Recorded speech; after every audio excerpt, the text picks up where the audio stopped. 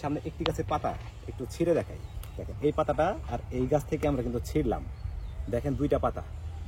শুরুর দিকে এটা যে কেউ দেখে হচ্ছে আপনার অবাক হয়ে যাবে, দেখে মনে করবে যে এটা হচ্ছে। আসসালামু আলাইকুম বন্ধুরা, আশা করি সকলেই ভালো আছেন।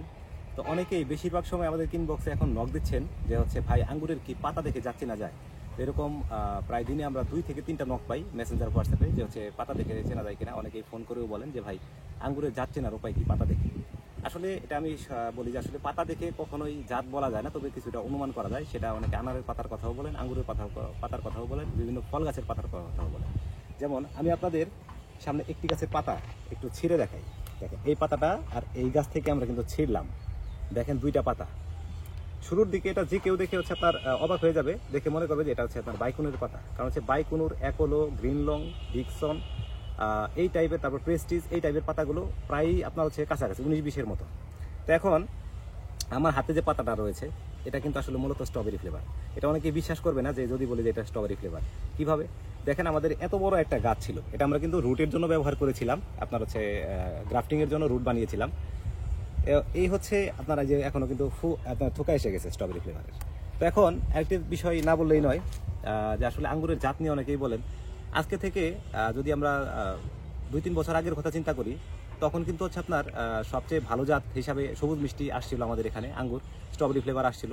তখন কিন্তু আমরা আঙ্গুরের জাত বলতে বাংলাদেশে এটাই জানতাম, অন্য কোনো জাত আমরা চিনতাম না বা জানতাম না। তখন ভাবতাম যে বাংলাদেশ আঙ্গুর এটাই। তো পরবর্তীতে আপনার হচ্ছে প্রযুক্তির উন্নয়নের কারণে দেশের বাইরে থেকে অনেক জাত বাংলাদেশে এসেছে, অনেক ইম্পোর্টার যারা রয়েছে তারা নিয়ে আসছে, তাদের মাধ্যমে আমরা পেয়েছি।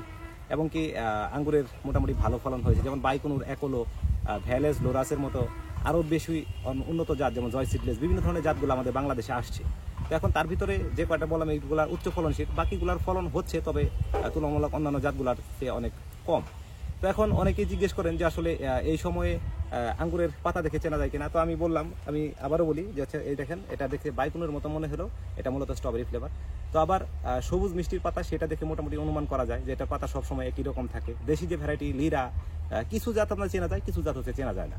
তো আপনারা বিভিন্ন অনলাইন প্ল্যাটফর্মে বিভিন্ন অনেকেই পেজ বুস্ট করে এবং হচ্ছে চারাতে ফলের ছবি সহ দিয়ে দিচ্ছে। সেখানে অনেকেই বলেন যে ভাই এটা জাত ঠিক, ওই স্ক্রিনশটগুলো নিয়ে আমাদের কাছে পাঠাচ্ছেন যে ভাই জাতগুলো ঠিক আছে কিনা।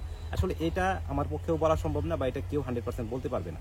তো আপনারা যেখান থেকেই গাছ কিনবেন, আপনারা একটু দেখে শুনে, একটু মানুষজনের কাছে বুঝে, আপনার হচ্ছে বিভিন্ন জায়গায় খোঁজ খবর নিয়ে তারপরে হচ্ছে আপনার গাছগুলো কেনার চেষ্টা করবেন। না হলে আঙ্গুর নিয়ে প্রতারিত হওয়ার সম্ভাবনা অনেক বেশি। এর আগেও যেমন আমি নিজেও হয়েছি, আমি বিভিন্ন সেলারের কাছে চেয়েছিলাম আপনার হচ্ছে, যেমন আমি গ্রিন লং চেয়েছিলাম, আমাকে দিয়েছিল বাইকুনুর। আমি চেয়েছিলাম হচ্ছে আপনার ডিকসন, আমাকে দিয়েছিল দাসুনিয়া। আমি চেয়েছিলাম অ্যাপোলো, সেখানে আমাকে দিয়েছিল আপনার আরেকটা মতো প্রেস্টিজ। তো এইভাবে আমি চাই না যে আমার মতো কেউ যেন প্রতারিত না হোক। তো বন্ধুরা, ভালো থাকবেন, সবাই সুস্থ থাকবেন। আসসালামু আলাইকুম।